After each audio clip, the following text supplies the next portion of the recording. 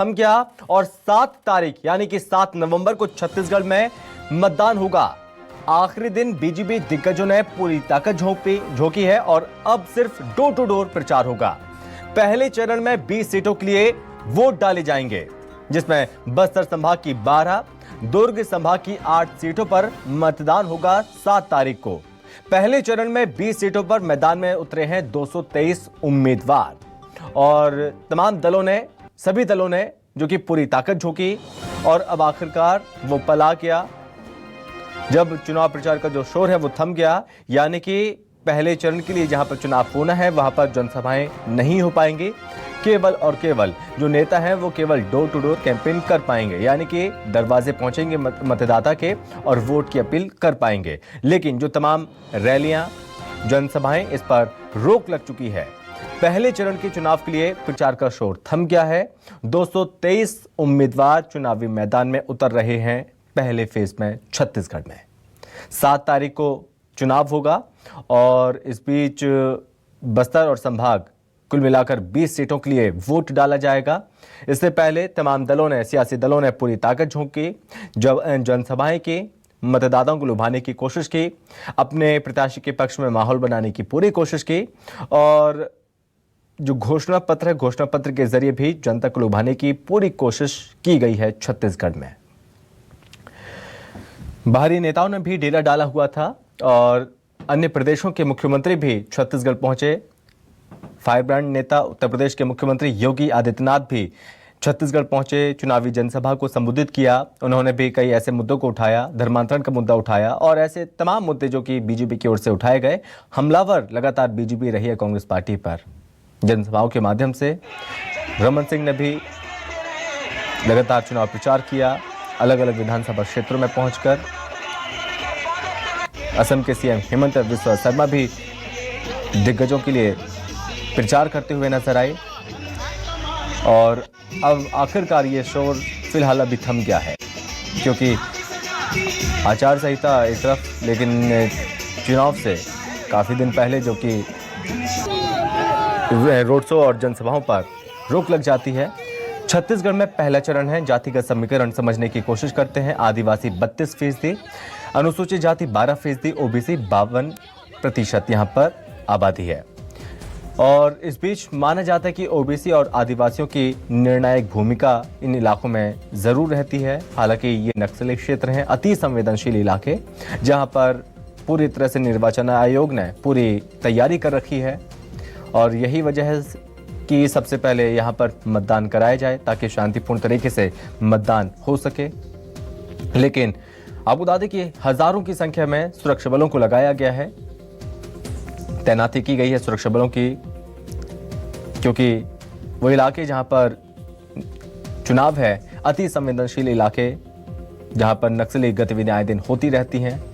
और इस बीच नक्सली गतिविधियों से निपटने के लिए भी पूरी तरह से सुरक्षा जवान हमारी नजर आ रहे हैं पूरी तरह से। लेकिन अब जो चुनावी शोर है पहले चरण का, वो चुनावी प्रचार का शोर थम चुका है। अब जो नेता है केवल जनता के घरों में जाएंगे और दरवाजे दरवाजे जाकर प्रचार करते हुए नजर आएंगे। और इससे पहले कई तरह से प्रचार किया गया, जनता को लुभाने की कोशिश की गई और जनता के बीच पहुंचकर उनसे मुलाकात की गई, उनसे बातचीत की गई। जब ये तस्वीर भी सामने आई कि स्मृति ईरानी क्षेत्र में पहुंची, आम लोगों के बीच में, घर में पहुंचकर चाय भी बनाई और इस बीच रैली निकाली। हजारों की संख्या में लोग शामिल हुए।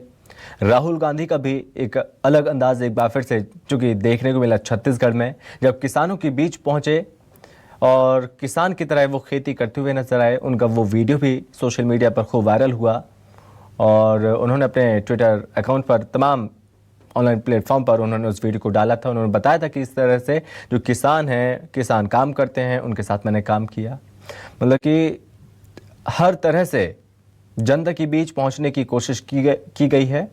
इससे पहले भारतीय जनता पार्टी ने भी जो कि अपना संकल्प पत्र जारी किया था और आज कांग्रेस पार्टी ने अपना भरोसे का वचन पत्र जारी कर दिया है और इसमें तमाम बड़े वायदे किए गए हैं और कहा गया कि हमारी सरकार प्रदेश में एक बार फिर से स्थापित होती है, सरकार बनती है, तो जो ये घोषणाएं, जो वायदे इन वचन पत्र में किए जा रहे हैं, सरकार बनते ही उन सभी वादों को पूरा किया जाएगा। बस्तर की 12 और दुर्ग की 8 सीटों पर चुनाव होने जा रहे हैं। इसके लिए पूरी तरह से जो नेता हैं एक्टिव मोड में नजर आए। प्रधानमंत्री नरेंद्र मोदी भी पहुंचे, चुनाव प्रचार की पूरी कमान संभाली हुई थी तमाम दिग्गजों ने। अमित शाह भी पहुंचे और इस बीच कांग्रेस की ओर से भी कई बड़े नेता लगातार दौरे करते नजर आए। सोनिया गांधी, माफ कीजिएगा, प्रियंका गांधी, राहुल गांधी, मल्लिकार्जुन खड़गे, लगातार ये केंद्रीय स्तर के नेता लगातार बारी बारी से प्रदेश में आए, चुनावी प्रचार करते हुए नजर आए।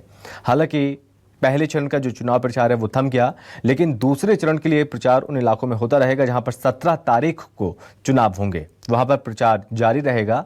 लेकिन अभी पहले चरण का ही चुनाव प्रचार का ये शोर थमा है।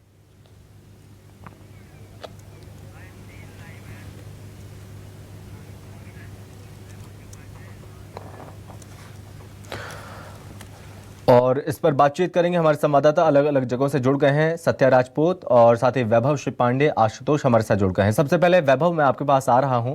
वैभव, आखिरकार जो चुनावी प्रचार का जो शोर है वो थम गया, खूब प्रचार किया, पूरी दमखम दिखाने की कोशिश की गई।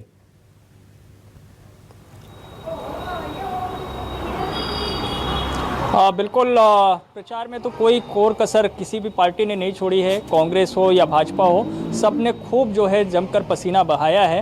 अब मतदाता इससे कितना रीच पाए हैं, किसके पक्ष में जाएंगे, ये तो परिणाम बताएगा। लेकिन अगर आप आंकड़ों के जरिए इस समीकरण को समझे तो आपको पता होगा कि 2018 का जब चुनाव हुआ तो कांग्रेस पार्टी ने बस्तर की 12 में से 11 सीटें जीती थी।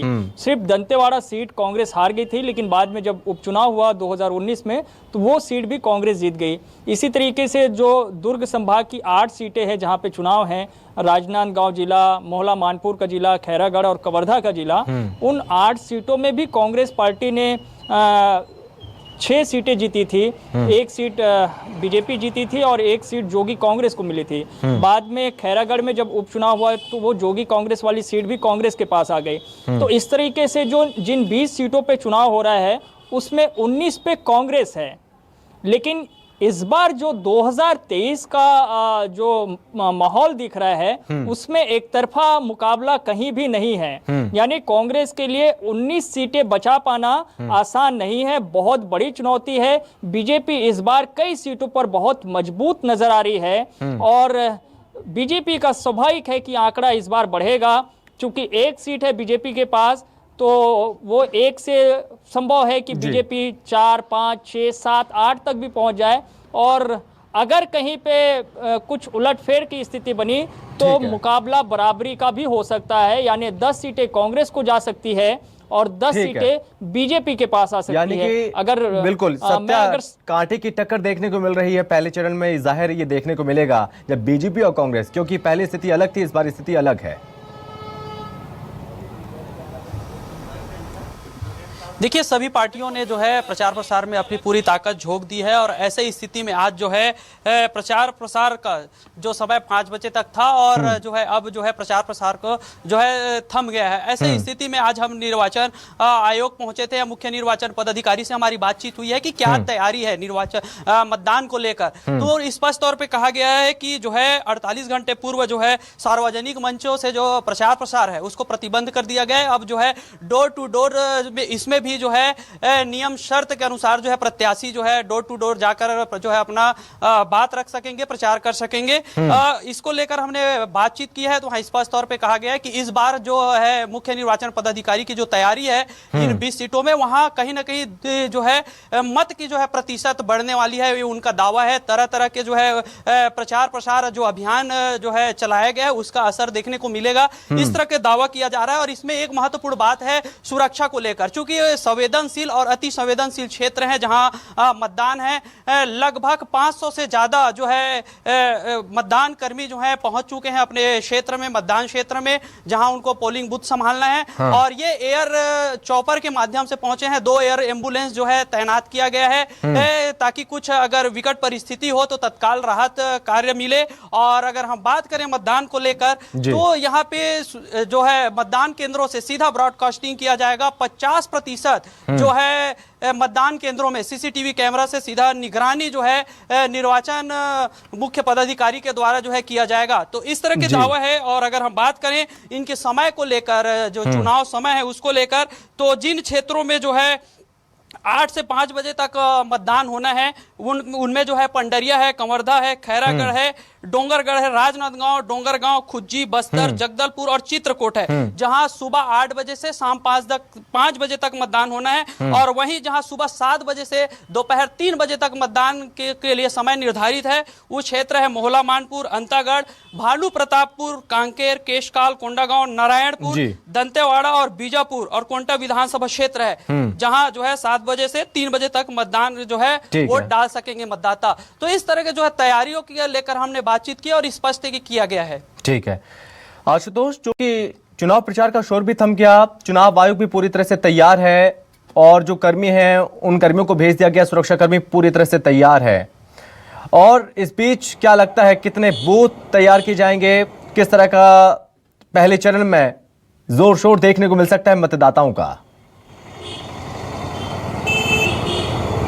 देखिए, बिल्कुल चुनावी शोरगुल है पूरी तरीके से 5 बजे से थम गई है और अब जो है कोई भी ऐसे मंच से कार्यक्रम नहीं किए जाएंगे, कोई ऐसे शोरगुल या फिर माइक लगाकर प्रचार प्रसार नहीं किया जाएगा। अब जो प्रत्याशी है वो डोर टू डोर पहुंचेंगे और प्रचार प्रसार करेंगे और अपने योजनाओं को बताएंगे, अपने घोषणा पत्र में जो शामिल है उसको बताने की कोशिश करेंगे। अगर तैयारियों की बात की जाए तो पूरी तरीके से जिला प्रशासन और पुलिस प्रशासन जो है वो बस्तर के 12 विधानसभाओं में पूरी तरीके से तैयारी कर ली है, क्योंकि नक्सल प्रभावित क्षेत्र है होने की वजह से तकरीबन ऐसे 150 मतदान केंद्र है जहां पर एयरलिफ्ट करके जो है मतदान कर्मियों और ईवीएम मशीनों को भेजा जाएगा। हालांकि प्रक्रिया शुरू हो चुकी है। कल से जो है कई ऐसे अंदरूनी इलाके हैं जो अति संवेदनशील क्षेत्र हैं, वहां पर भेजे जाएंगे और पूरी तरीके से जवानों को तैनाती जो है कर ली गई है।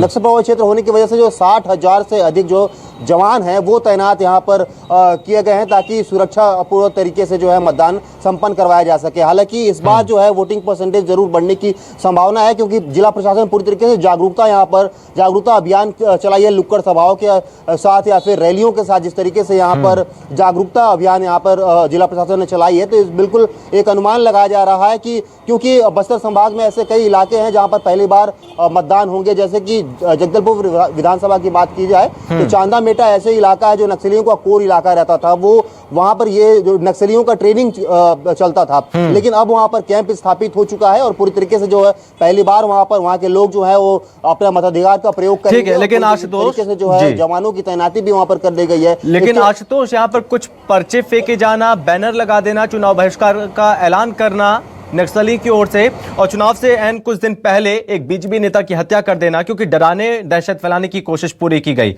उसके बावजूद क्या लगता है कि वोट प्रतिशत यहां पर बढ़ेगा?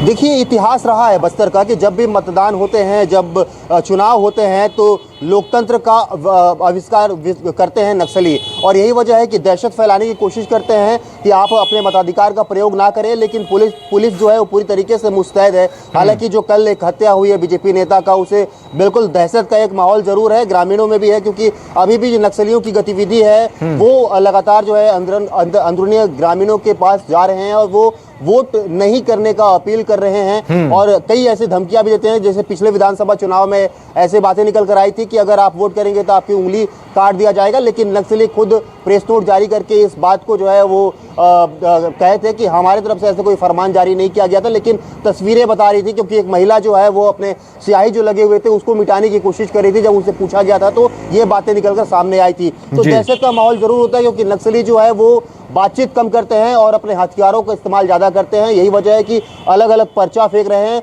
और चुनाव बहिष्कार करने की बात कर रहे हैं, लेकिन वहीं जिला प्रशासन और पुलिस प्रशासन जो है पूरी तरीके से मुस्तैद है कि इस बार 2018 के मुकाबले वोटिंग परसेंटेज जो है बढ़े। इसी यही वजह है कि जागरूकता अभियान जो है लगातार चलाई गई और 60,000 से अधिक जो है बस्तर के 12 विधानसभाओं में जो नक्सल इफेक्टेड है वहां पर जवानों की तैनाती की गई है। 500 ऐसी कंपनियां हैं जो बस्तर पहुंच चुकी है और चारों तरफ उसकी तैनाती कर ली गई है ताकि शांतिपूर्ण तरीके से मतदान को संपन्न करवाया जाए। जी, सुरक्षा घेरा बनाया गया वैभव, चूंकि नक्सली एरिया है, अति संवेदनशील इलाका। और क्या ये जानकारी कि कुछ अलग रणनीति के साथ यहाँ पर सुरक्षा व्यवस्था यहाँ पर बनाई गई है ताकि किसी को कोई डर ना हो, कोई हमला यहाँ से ना हो सके, ताकि पूरी तरह से हर कोई सुरक्षित रह सके और मतदान भी शांतिपूर्ण तरीके से चलता रहे?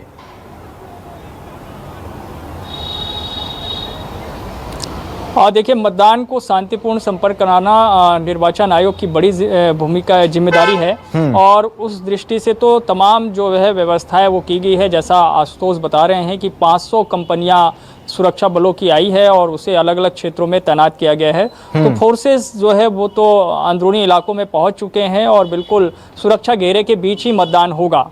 लेकिन मैं इससे परे एक समीकरण आपको समझाना चाहता हूं इस 20 सीट का, उसे आप समझिए। पंडरिया का जो सीट है, जहां 71 नंबर की सीट है, पंडरिया में इस वक्त कांग्रेस काबिज है, लेकिन इस बार वहां मुकाबला इतना कड़ा हो गया है कि भाजपा प्रत्याशी जो है वो थोड़ी जो है ज़्यादा मजबूत नजर आ रही है। वहाँ पे उसका पलड़ा जो है ज़्यादा भारी पड़ता हुआ दिखाई दे रहा है।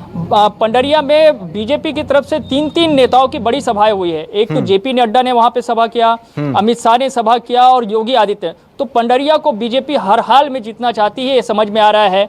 दूसरी बात यह कि पंडरिया में कांग्रेस और भाजपा ने दोनों ने चेहरा बदला है। दोनों इस बार युवा प्रत्याशी है। इसी तरीके से कवर्धा सबसे ज्यादा अगर ठीक है। वैभव, बहुत धन्यवाद आपका, और सत्य आपका बहुत धन्यवाद। आशुतोष, बहुत धन्यवाद आपका।